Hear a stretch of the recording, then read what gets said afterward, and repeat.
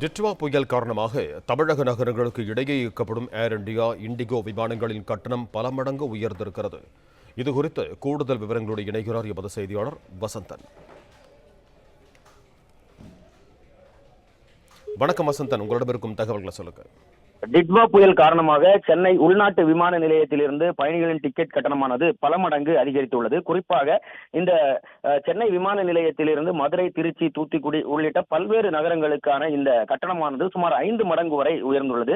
வழக்கம் போல் சென்னை விமான நிலையத்திலிருந்து இயங்கும் விமானங்களின் கட்டணமானது சென்னை டு மதுரை 3129 ரூபாய் இருக்கும் நிலையில் அந்த டிக்கெட் விலை மட்டும் 20,000 ரூபாய் வரை அதிகரித்துள்ளது. அதுபோன்று திருச்சியிலிருந்து நாள் ஒன்றுக்கு சாதாரணமாக 3000 ரூபாய் வரை இருக்கும் இந்த கட்டணமானது 5,500 10,000 ரூபாய் வரையிலும், 4,000 ரூபாய் இருக்கும் கட்டணம் 24,000 ரூபாய் வரையிலும் இந்த கட்டணங்கள் அதிகரித்துள்ளது. சென்னை, மதுரை, திருச்சி, தூத்துக்குடி உள்ளிட்ட இடங்களில் இருந்து இயக்கப்படும் ஏடிஆர் ரக விமானங்கள் அனைத்தும் தற்சமயம் ரத்து செய்யப்பட்டுள்ளது. இந்த விமானங்கள் சிறிய ரக விமானங்கள்.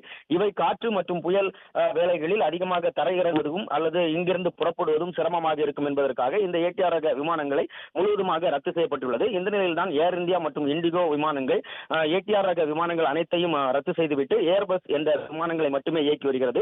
இதன் காரணமாக இந்த விமான கட்டணமானது தற்சமயம் அதிகரித்துள்ளது. பிளே ஸ்டோர் மற்றும் ஆப் ஸ்டோரில் இருந்து பாலிமர் செயலியை QR கோடு மூலம் பதிவிறக்கம் செய்யுங்கள். செய்திகளை உடனுக்குடன் பெறுங்கள்.